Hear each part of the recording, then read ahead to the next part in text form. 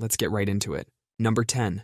Early aerosol cans. In the 1950s, reaching for your hairspray could turn your bathroom into a flamethrower. These early aerosol cans were basically mini bombs disguised as household items.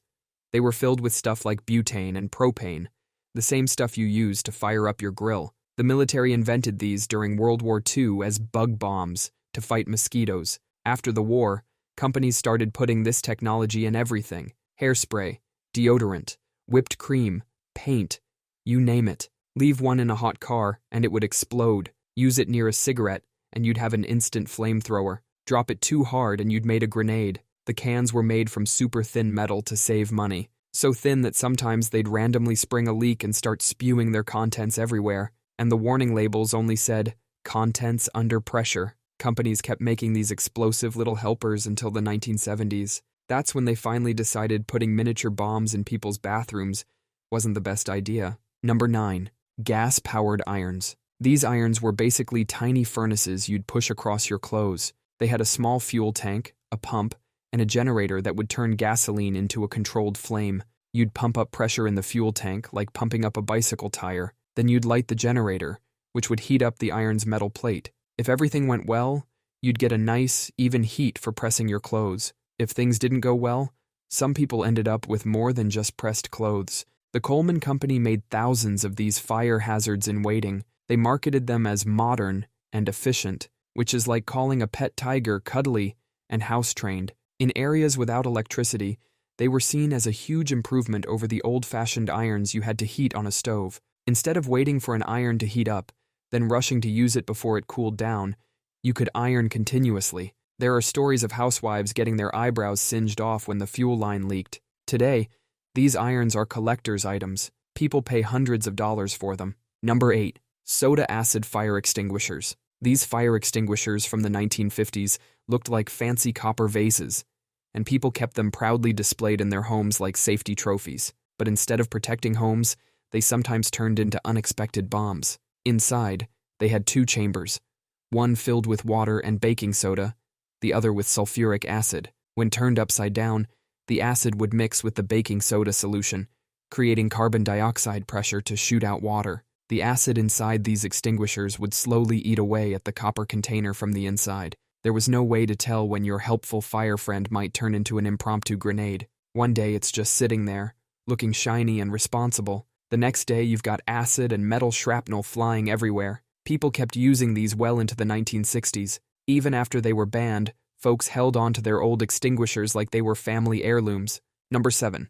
Glass cookware. Your dinner is now a dangerous combination of ground beef and glass shrapnel. This isn't some rare accident. Back in the day, every kitchen had glass cookware because it was super reliable. The original stuff was made with borosilicate glass. This was basically the Superman of glass. It could handle extreme temperature changes without breaking. Then companies switched to using cheaper soda-lime glass to save money.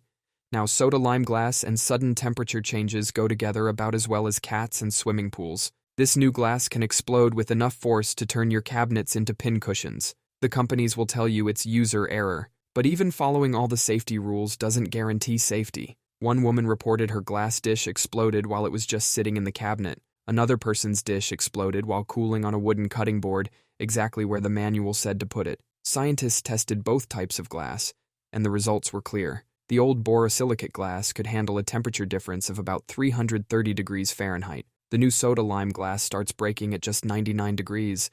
That's less than the temperature difference between your oven and your kitchen counter. If you see old Pyrex with all capital letters, that's the good stuff. The new ones have a lowercase logo, which means they're made with the explosion-prone glass. Number 6. Homemade root beer. Back in the day, making root beer in your basement was as normal as having a TV is today. Every family had their own secret recipe, passed down like a fizzy family heirloom. The basic recipe was simple: water, sugar, root beer extract, and a bit of yeast. But some people thought if a little yeast makes good root beer, a lot of yeast must make great root beer. Yeast starts multiplying like crazy, eating all the sugar and producing carbon dioxide. In a proper setup, this would give you a nice fizzy drink, but add too much yeast, and your root beer bottle was now a fizzy explosive. These explosions usually happened at night when the temperature dropped. Imagine being sound asleep, and suddenly your basement sounds like it's hosting a tiny glass warfare. One guy in Ohio had 72 bottles fermenting in his basement. They all decided to explode at once. The police thought a bomb had gone off. Eventually, people decided buying root beer from the store wasn't such a bad idea after all. Number 5.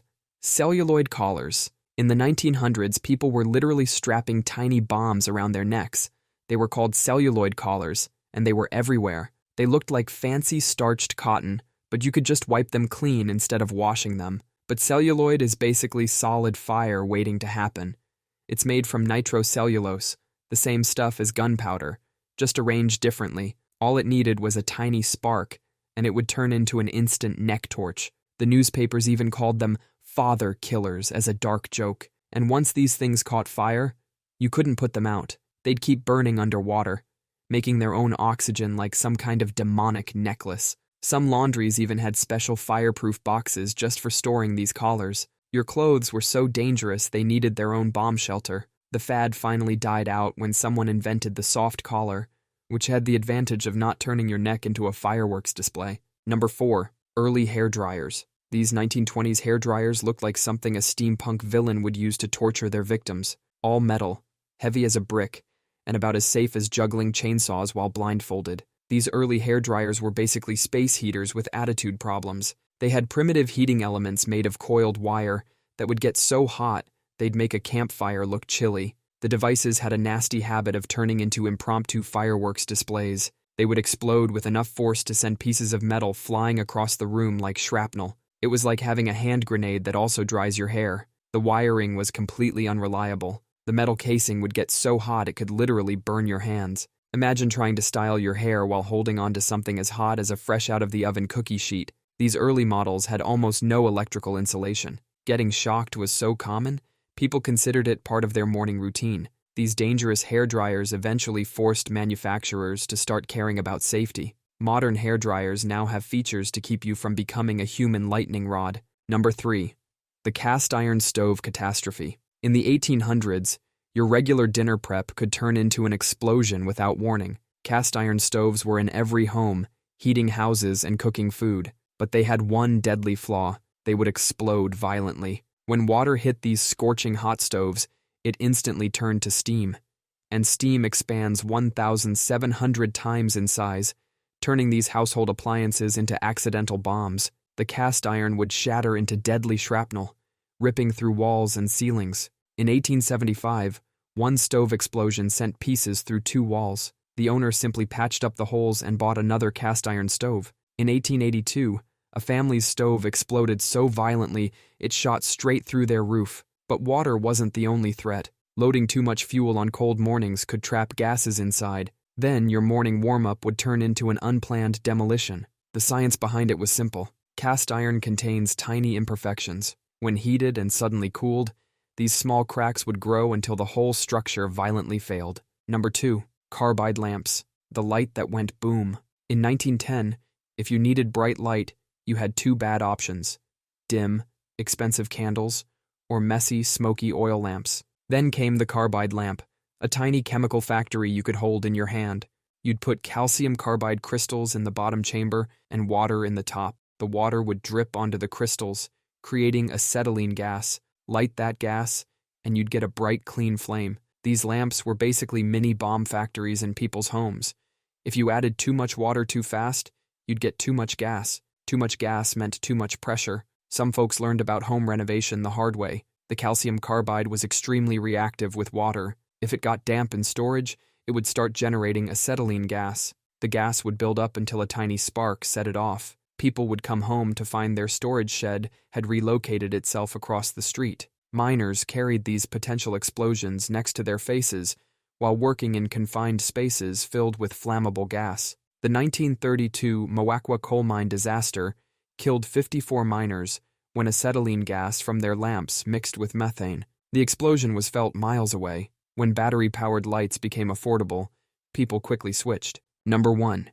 Glass pop bottles. You're sitting at your kitchen table in 1979. You reach for your ice-cold glass bottle of pop, but instead of a refreshing drink, you get an explosion of glass shards flying at 200 miles per hour. This wasn't some freak accident. It was happening all across North America. These glass pop bottles were turning into tiny bombs. The problem was tiny cracks in the glass that you couldn't even see. These microscopic flaws were like ticking time bombs. Add in the pressure from carbonation, and you've got yourself a glass grenade. Scientists decided to test these bottles. They set up high-speed cameras and deliberately tipped over some 1.5-liter bottles. The results showed glass fragments flew with enough force to embed themselves in walls. Your refreshing drink could literally become a weapon. The pop companies knew about this problem. They tried coating the bottles with plastic to keep them from exploding, but it was like putting a Band-Aid on a bullet wound. These bottles didn't need much provocation to explode. Just bumping one the wrong way could set it off. Sometimes they'd even explode just sitting in the grocery store. This is actually one of the main reasons we switched to plastic bottles. Not because plastic was cheaper or lighter, but because people were tired of their beverages trying to kill them. That's all for today. I'll be making similar videos in the future. Subscribe to see them.